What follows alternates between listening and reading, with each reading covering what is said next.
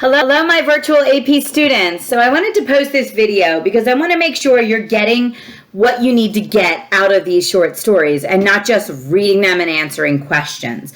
A lot of what we're doing in class is discussion about these stories, so I think it's really imperative that you just watch this video and think about some of the things that I am going to bring up now.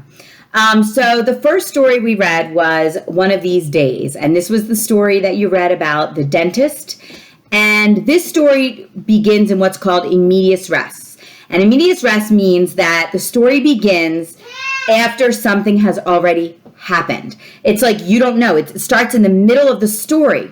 So when we read that story, we really literally have no idea why the dentist doesn't like the mayor.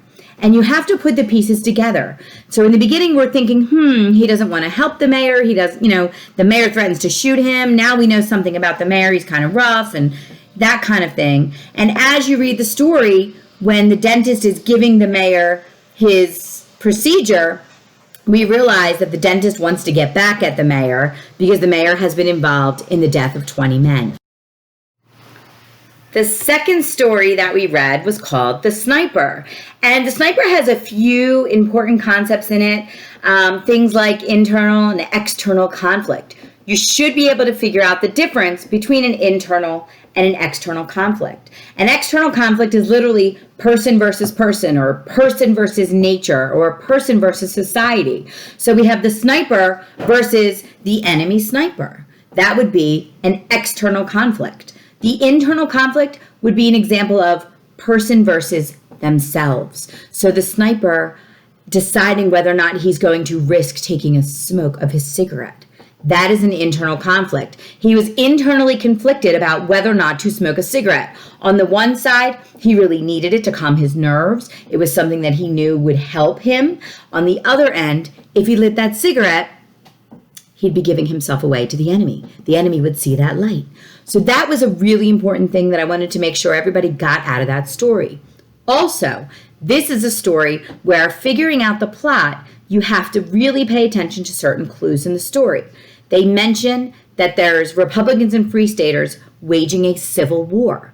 A civil war is a war fought amongst themselves. How did the sniper end up killing his own brother is a really important point of this story. The fact that the army was split during that civil war. It wasn't like they chose to be on either side. The army was split.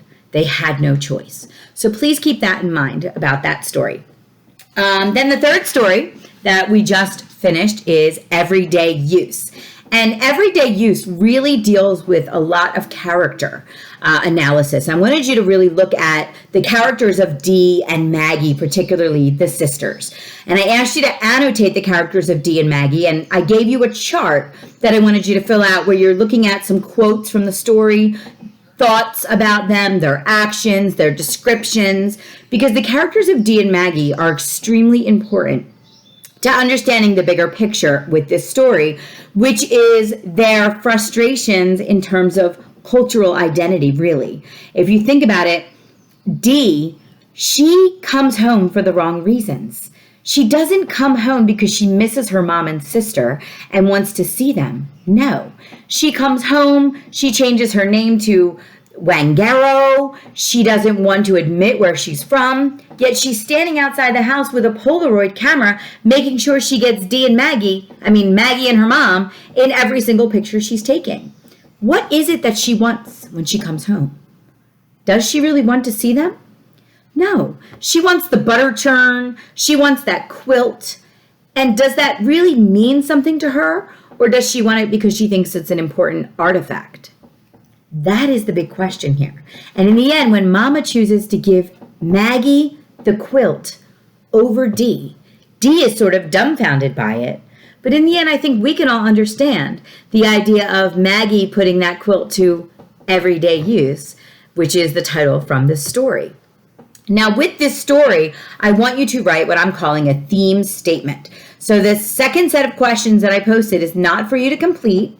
It is for you to pick one and write about that in a theme statement. I'm going to see your thesis statements, your thought process. If you were to write an essay, that is a character analysis or an analysis of literature, which is where we're going to head in this class. I just want to see where your thought process is. A lot of students like to write just their introduction to get to the thesis statement, which is fine. Or you can turn in simply the one sentence, your thesis with your claim. And what it is answering that question. So when I ask you, what is the quilt a symbol of?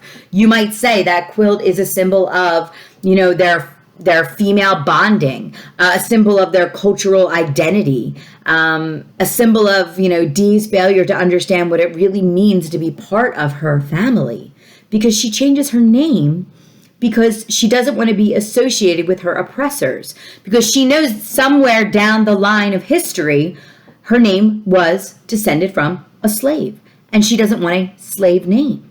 However, isn't that a really important part of her culture and her identity and her family? Which her mom points out. This was her mother's sister's name. This was her grandmother's name, her aunt's name. So she takes away a name that was important to her family and chooses a name like Wangaro, whatever that long name was.